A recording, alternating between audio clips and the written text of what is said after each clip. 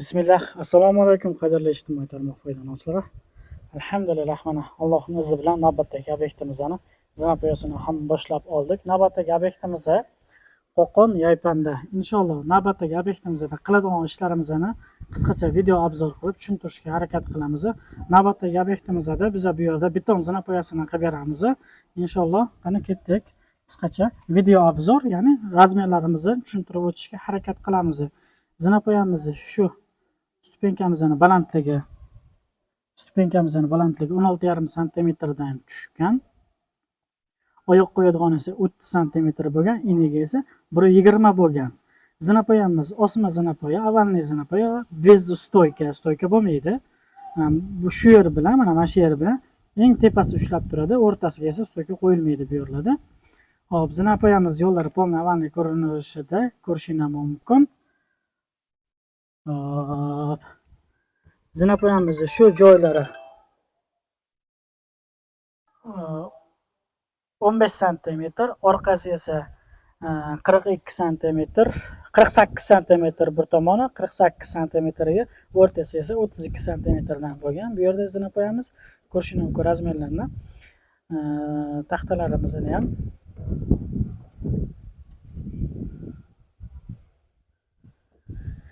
tepa tomondan ko'rinishi dumaloq bo'lib ko'rinishi shu yerda kesilgan. Bu yog'i ham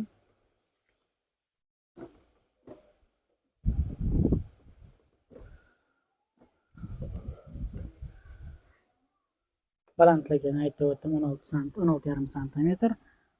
Bu yerda tepada ushlaydigan joyda, bu yog'i esa xom g'isht, bu yog'i esa betoni bor ekan o'zini. Bizani vodiyda buni shag'al deydi. Hamma joyda har xil nomlar ekan bu ham. Mitpisoga emas, mayna emas. Hop, bu tomonda ikkinchisi bor.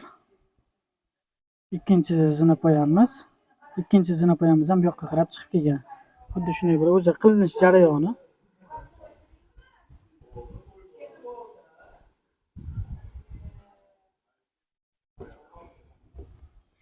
Hop.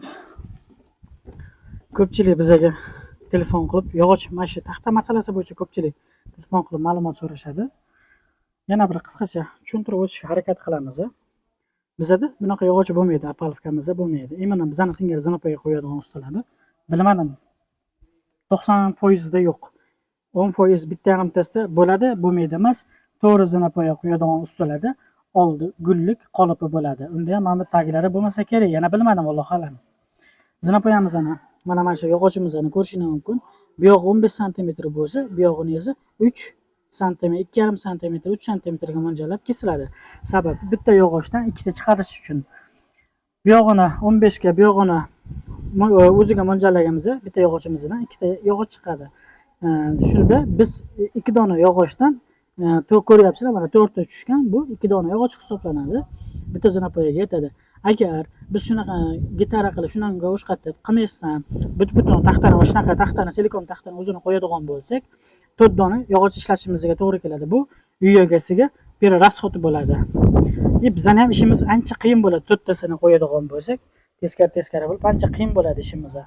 Shuna hisobiga gitara deydi bizning ustalarning tilida, yog'och xuddi shunday qilib tilib chiqiladi, kesib chiqiladi. Bu yog'ini 15 santimetrga, bu yog'ini esa 3, 4, 2, kimdir 1 qilib kesadi.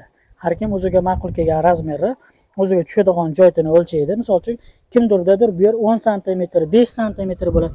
Shuni hisobiga qarab turib, mana bu tomoni ham to'rayaveradi. Bu yog'i ham o'shanga qarab mo'ljallanadi. Zinapoyamiz ikkinchi tomoni o'zi boshlandi. Bu yog'i ham o'zi boshlangan. Zinapoyamiz oldida yana ikkita stupenkasi bo'ladi bu yerda.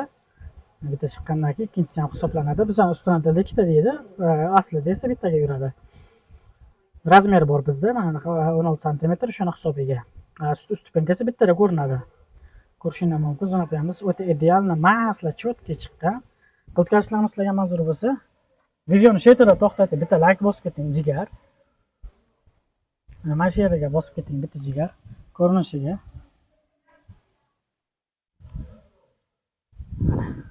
Ko'rishingiz mumkin. Bu yog'idan. Hop, biz uy egalari bilan maslahatlashilgan holatda bunaqa zinapoya qilishga qaror qilindi. Uy egalarining o'g'illari nabiralari, opodani, ya'ni yoshlar katta buvani nabiralari. Buva yo'qqa qilgan, xohlagandilar zinapoyani to'g'riga, pramoyga, shtobi hovliga chiqmasin dedilar. Bu yerda esa zeleniy zona огород bo'lar ekan. Agar zinapoy u yoqqa bo'ladigan bo'lsa, devorlar chekkasidan 1 metr 1,20 yo'lak qilish kerak bo'ladi. Ancha joy yutqazamiz deyishdi.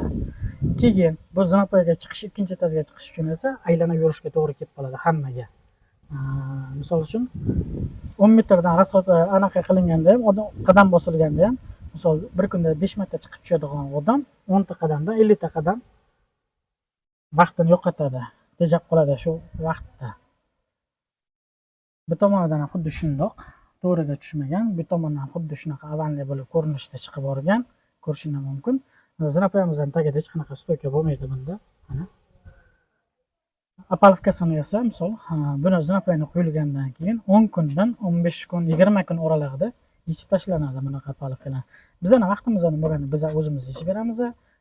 Ko'p joyda vaqtimiz bo'lmay, yo'limizga tushmagan paytlarda uyga kelar, misol uchun ko'chadan bitta uy egasi, ishchilar, bandikor boshqasi yarim soatda buzib qo'yadi buni apalovkasini. Bundan chiqqan yog'ochlar faqat pechkaga ishlaydi, tomga ishlaydi, chornovoy pollaga ishlaydi, chornovoy rekaga ishlatadi. Shu mana shu zinani taxtasi ko'p joyda odamni ikkilantirib qo'yadi. Kimdir aytadi-ku, to'qqa chiqmasang dolona qayda deydi-ku. Agar buni xohlab mana shu fason dizayn kerak bo'lsa, albatta bir nimani bag'ridan kechish kerak. Nimadir bag'ridan kechmasangiz, siz xohlagan narsa bitmaydi-ku. Shuning hisobiga shunaqa qilib ishlatiladi yog'ochlar. Endi iloji yo'q. Biz ham qo'limizdan kelgancha harakat qilamiz, shtobi uy egasini rasxodga tushirmaslikka. Endi ilojini qilib topa olmaymiz, sababi bu bo'lmasa ishimiz bitmaydi. To'g'riga promoy qilib olib tushgan taqdirimizda ham где-то 8 dona taxta yutamiz. 4 ta bu yoqdan, 4 ta u yoqdan taxta yutamiz. Taxta ikkalasiga ham bir xilda ketadi. Mana shu ikkita zinapoyaga 35 dona taxta olib kelingan hozir.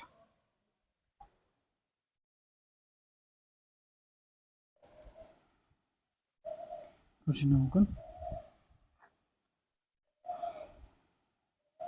Zerkalniy ko'rinishda tepasi mana shu ko'rinish qolipi, tak qismini qolipi. Tepasi ham xuddi shundoq chiqadi. Bu tak qismini qolipi. Buni to'qib bo'lingandan keyin armaturamiz bor. Armatura zavodda armaturasini ishlatamiz. Begavot, yana bir ikkita zavodlar bor. O'shalarning armaturasini ishlatamiz. Sababi garantiyali, ishonchli. Sex armaturasiga misol uchun bunaqa zina qilish muammo, bilmadim. Quyganlar bo'lsa, lekin bunaqa zinani ushlab turish muammo bo'ladi. Shuning uchun hamma zavodda armaturasini ishlatadi. Sababi garantiya berish kerak. Biz ham misol uchun hozir shuni qilganimizdan keyin